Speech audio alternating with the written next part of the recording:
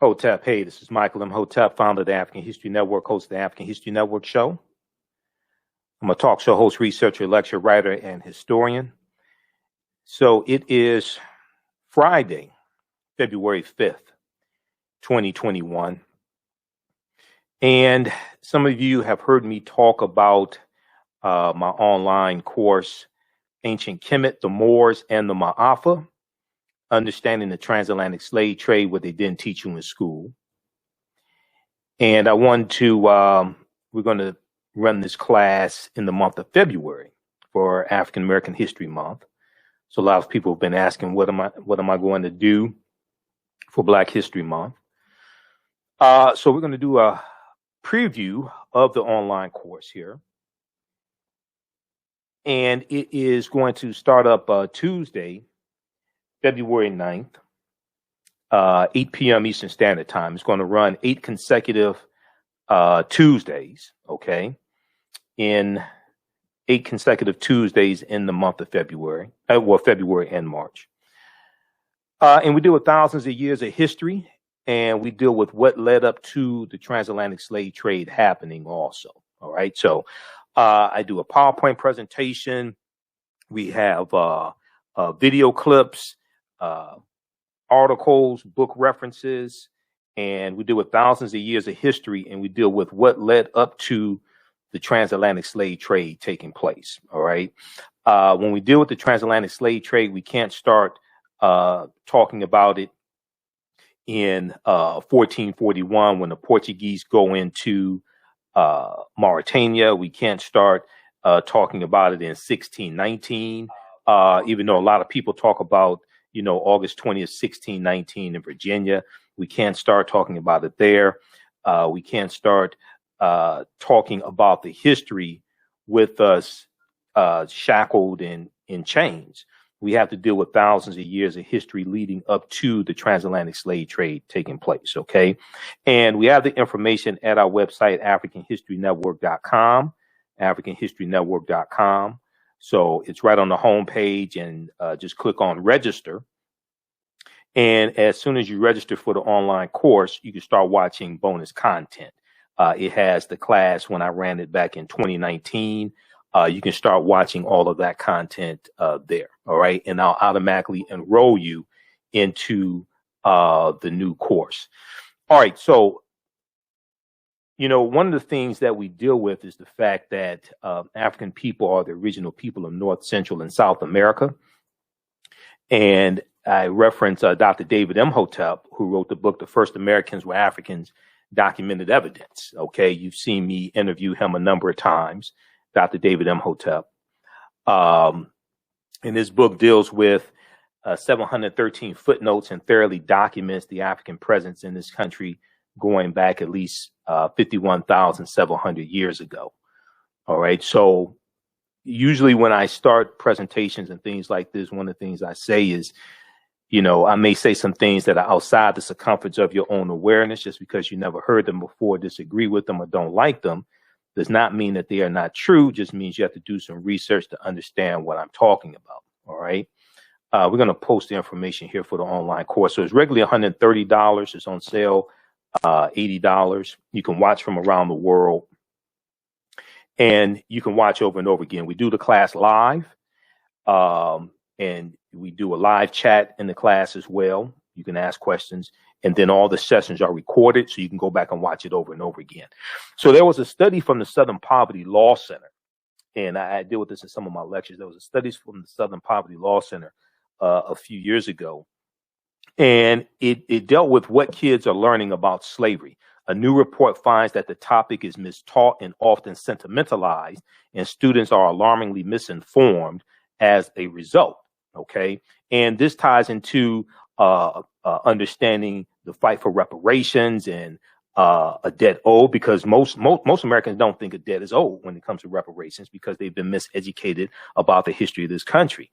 A new report released by the Southern Poverty Law Center's Teaching Tolerance Project points to the widespread failure to accurately teach the hard and nuanced history of American slavery and enslaved people. Collectively, the report finds that slavery is mistaught, mischaracterized, sanitized and sentimentalized, leaving students poorly educated and contemporary issues of race and racism misunderstood.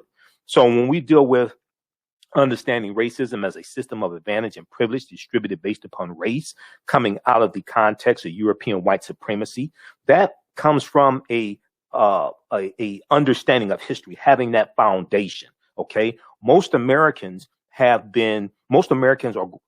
woefully ignorant of history because of the educational system. So therefore, they are miseducated about the history of slavery, the history, the origins of this country, miseducated when it comes to African American history as well.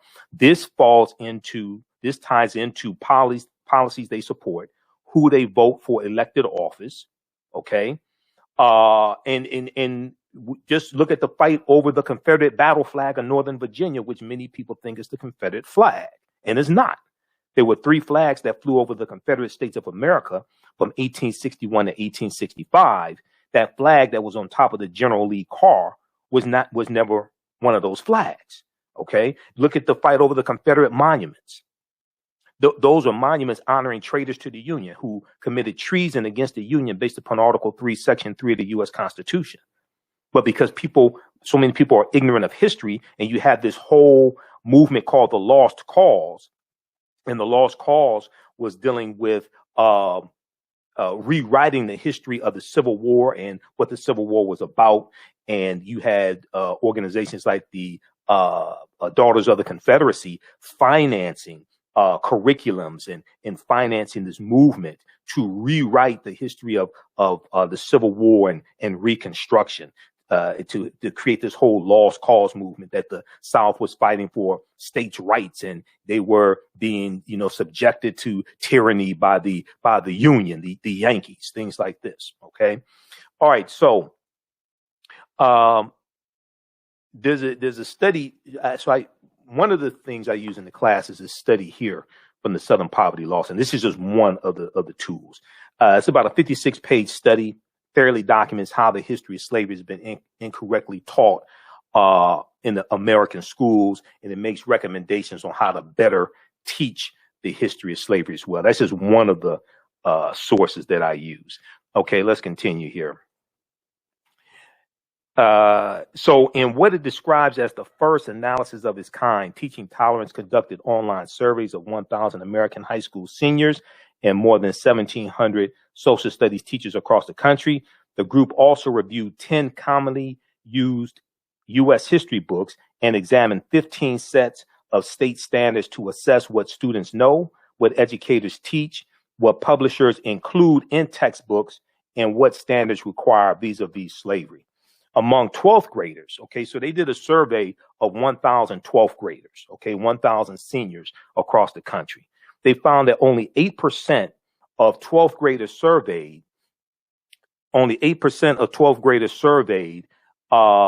could identify slavery as the cause or the central cause of the Civil War. Only 8% of high school seniors surveyed.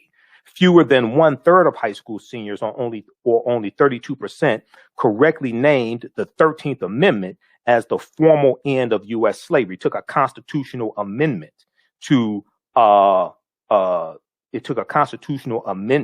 to formally end slavery in this country.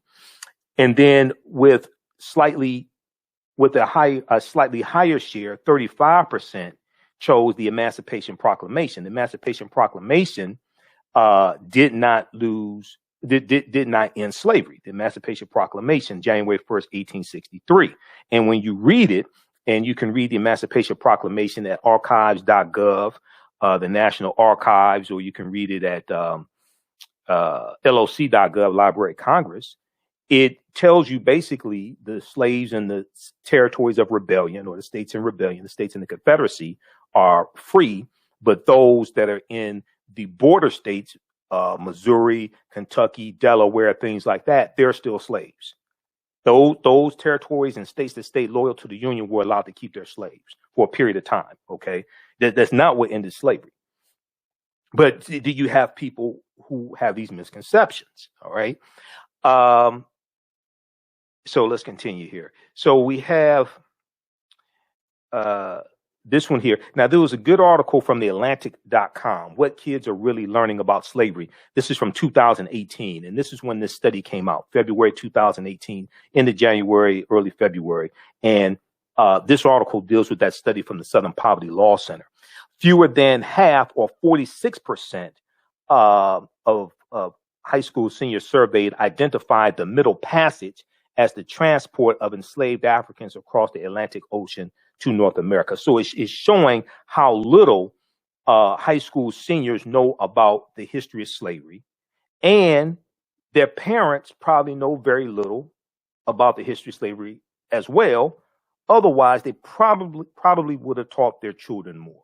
So you're dealing with a deficit. So when we deal with trying to get policies put in place to address our needs and concerns, and we're dealing with we're dealing with conditions that come from a historical context, policies and laws put into place to maldistribute wealth, power, and resources into the hands of Europeans. When we try to get those issues addressed, we're largely dealing with people who are ignorant to the history of how all this came to be. That's why the study from Citigroup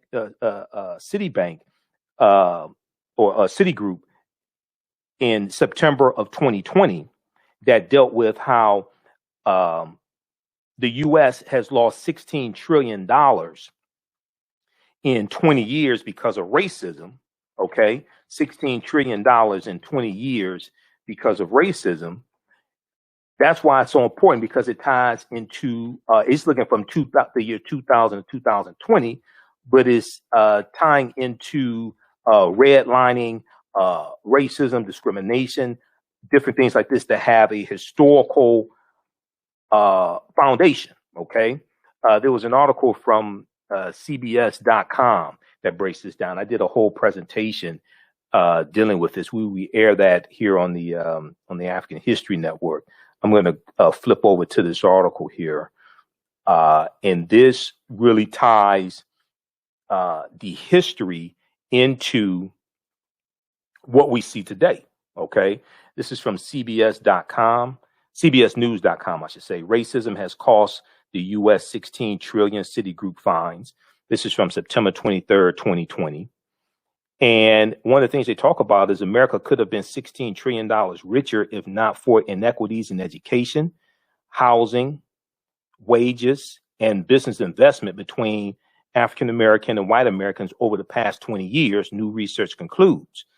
Citigroup arrived at this. So this is the latest of a body of research that attempts to quantify the economic impact of systemic racism. All right. We're seeing the results of history. We're seeing those results manifest in the racial wealth gap. Citigroup arrived at its $16 trillion figure after estimating that African American workers have lost $113 billion in potential wages over the past 2 decades because they could not get a college degree. The housing market lost $218 billion in sales because African American applicants could not get home loans. About $13 trillion in business revenue never flowed into the economy because African American entrepreneurs could not access bank loans. What's more, the U.S. could have $5 trillion in gross domestic product over the next 5 years if those gaps and others were closed today, the study indicated. Now, in one of the recent, to tie this into policy, in one of the recent executive orders from the Joe Biden administration, they deal with the racial wealth gap, and they cite that statistic dealing with the $5 trillion. Okay, so when I heard him talk about it, I knew exactly where it came from. It came from this study. All right. If we look at this here, for instance, if we look at this executive order, all this ties into policy. Politics is the legal distribution of scarce wealth, power, and resources, and the writing of laws, statutes, ordinances, amendments, and treaties, their adoption, interpretation, and enforcement. Let's look at this very quickly. We're dealing with a legacy of racism, discrimination, redlining, etc. We're dealing with laws, and then what is important to understand is that if it was public policy that put us in this predicament, it's going to be public policy that gets us out of this predicament. I'm all for economic empowerment, but that's not what put us in here. If you actually understand the history, it was laws and policies that created these inequities. It's going to be laws and policies that correct them. If you look at this executive order from January 20th, 2021, read it. Don't take my word for it. Read the executive order. You can read all executive orders from the president at whitehouse.gov. That's where this is from, whitehouse.gov. If you go and this one is executive order on advancing racial equity and support for underserved communities through the federal government. This was on Inauguration Day, which was a half day of work. He did 10 executive orders on Inauguration Day. Read this one right here. If you go through, for the sake of time, we're going to go through and just get right to what I want to get to. For example, an analysis shows that closing racial gaps in wages, housing credit, lending opportunities, and access to higher education would amount to an additional $5 trillion in gross domestic product in the American economy over the next 5 years. Okay, that comes directly from that study from Citigroup. That study was done by a sister from Citigroup, but that ties into history and understanding history. Okay, so that's why the study from the Southern Poverty Law Center is so important. That's why the type of information that we provide is so important as well. All this ties into history, and it deals with understanding the legacy of racism, legacy of slavery, etc., and all these policies and how they impact us today. One of the things that the study from Citigroup showed is how racism negatively impacts everybody. What this is, so see, oftentimes people think, okay, when you look at the fact that the U.S. economy lost $16 trillion, okay, it wasn't just African Americans, it's the U.S. economy. Everybody is being hurt by racism, even though we get the brunt of it. What this study shows from Citigroup is how racism is actually bad for everybody. But you have some people who are miseducated who buy into thinking it benefits them. But no, it really hurts everybody. Okay. So, all right. Let me flip back over to the one from Citigroup. This one right here. Yeah.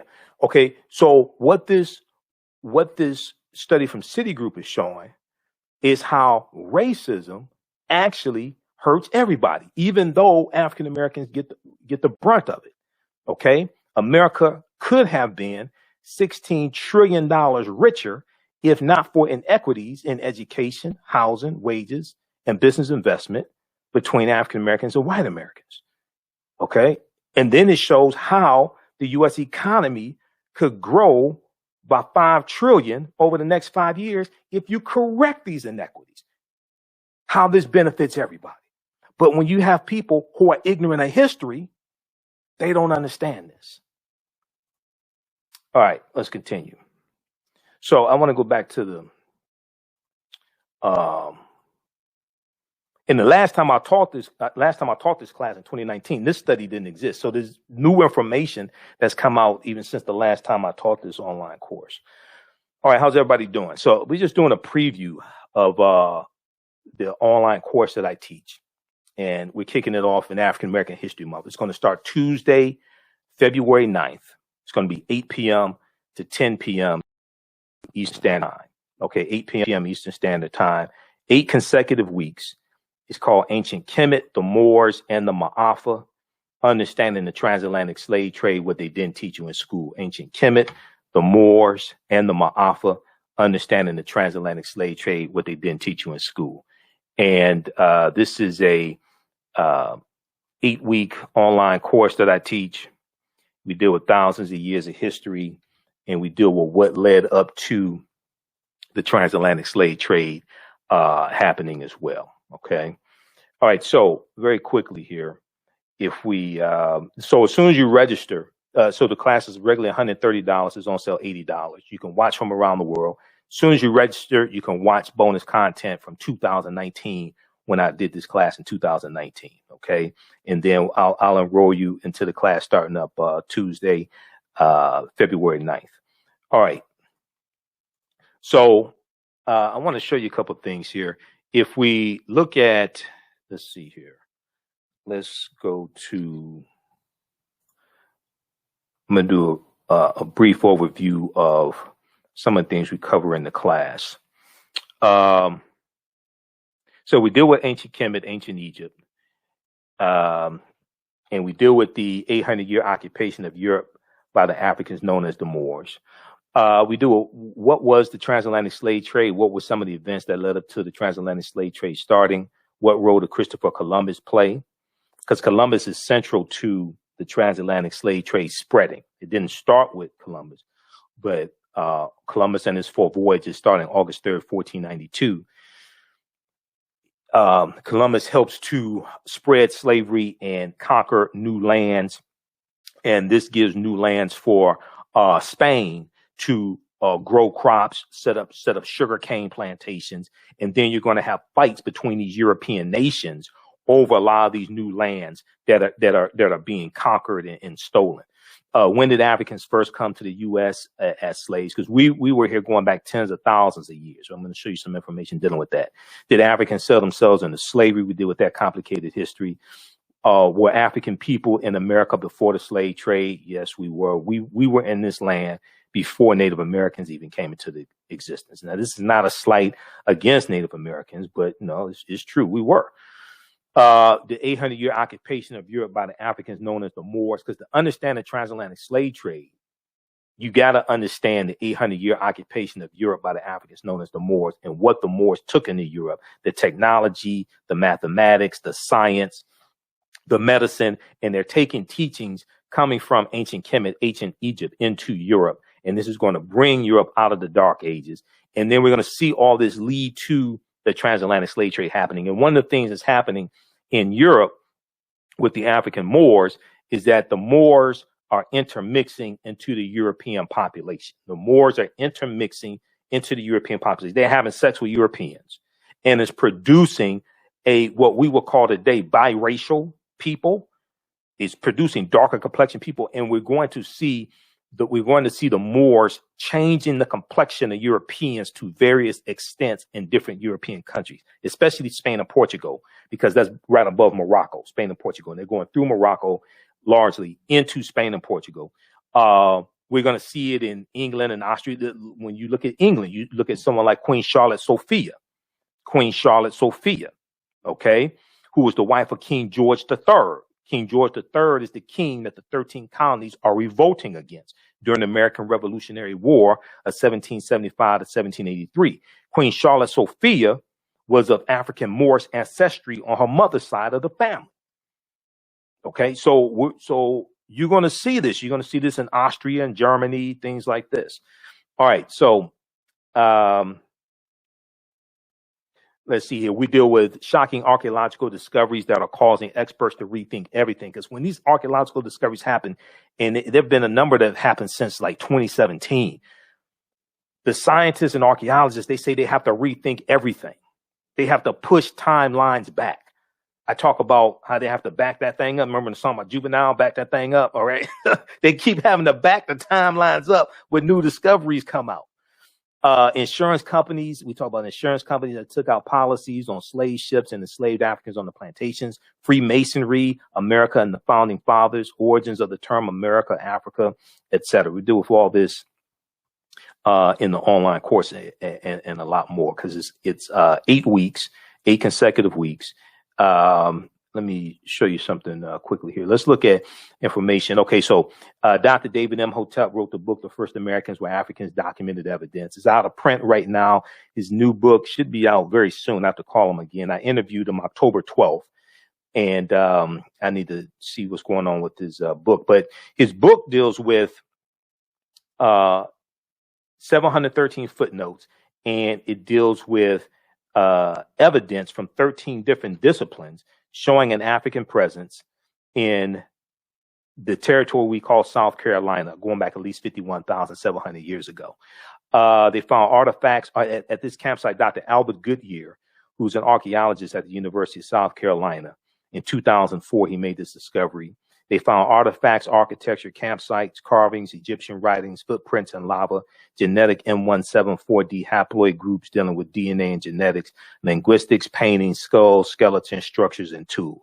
13 different types of disciplines fairly documenting an African presence in this country going back at least 51,700 years ago. These were the Khoisan, who come from Southern Africa. And they're the ancestors to the Ainu and the Twa. They go all around the world, and they were in this land, the short-statured people. Okay, the Khoisan. So this is Dr. Albert Goodyear. This is an article from ScienceDaily.com from November 18th, 2004, called New Evidence Puts Man in North America 50,000 Years Ago. And this is a summary of the article from ScienceDaily.com. This is their summary. And it says radiocarbon tests of carbonized plant remains, where artifacts were unearthed last May along the Savannah River in Allendale County by University of North Carolina archaeologist Dr. Albert Goodyear, indicate that the sediments containing these artifacts are at least 50,000 years old, meaning that humans inhabited North America long before the last ice age. Now, this is before Native Americans came into existence. Okay, this is before Native Americans came into existence. These were the Khoisan. All right. Okay, so you can read this article. You don't have to believe me. Proper documentation ends all conversation. You don't have to believe a word that I say. I'm provide you with numerous sources. You can go research this yourself. Those that watch me, and one of my teachers is Professor Kabahaya Kamane. He says, you see him in the Hidden Colors documentaries. We're in a couple of documentaries together also. He says, you don't have to believe a word that I say. Go do your own research. Now, I provide you with the evidence. Proper documentation ends all conversation. All right, so we have this. We deal with archaeological discoveries like this one here. This is from the New York Times, February 15th, 2010. It talks about this is the name of the article, on Crete, new evidence of very ancient mariners. And it deals with how on the Greek island of Crete, over the course of 2 summers, archaeologists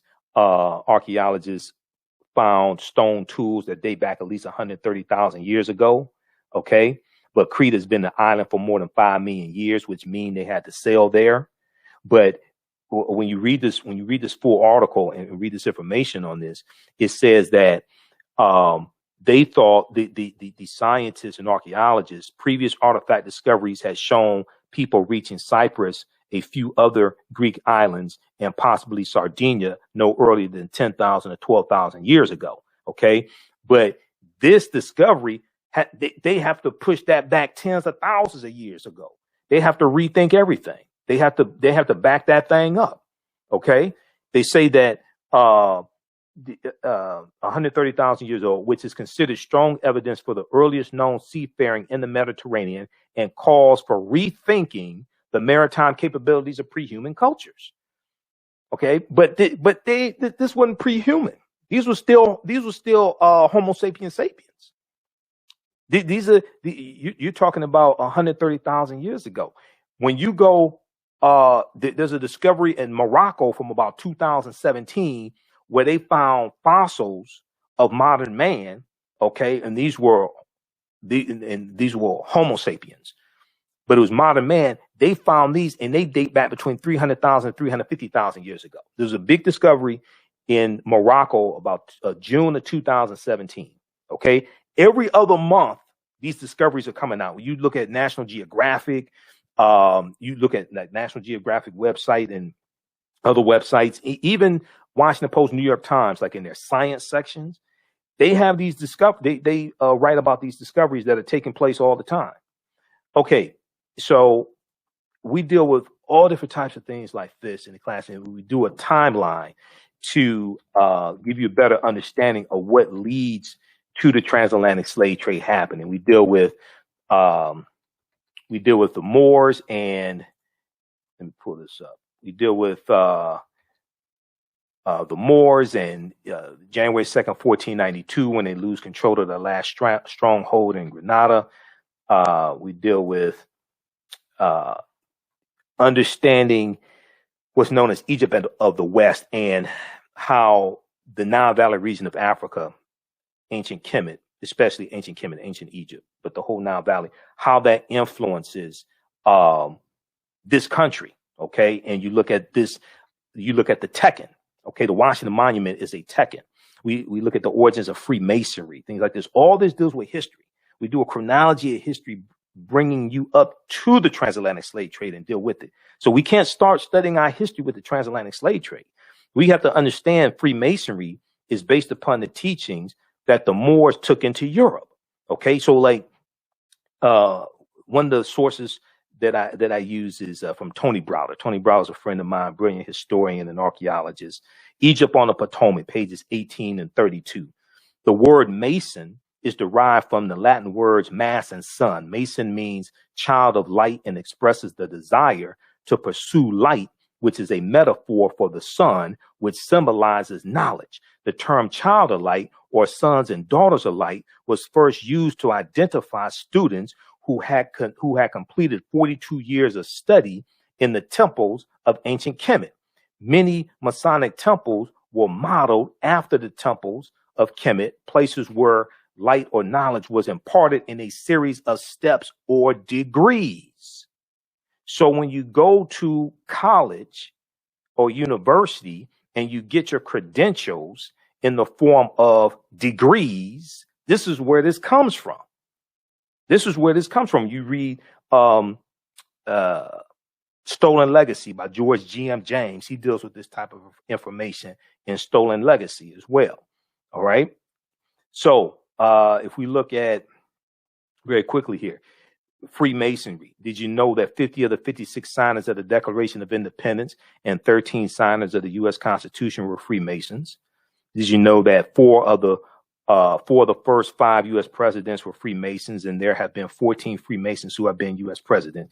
If you check out page 18 of Egypt on the Potomac by Tony Browder, in his book, Egypt on the Potomac deals with how the layout of Washington, D.C. is basically a copy of ancient Egypt.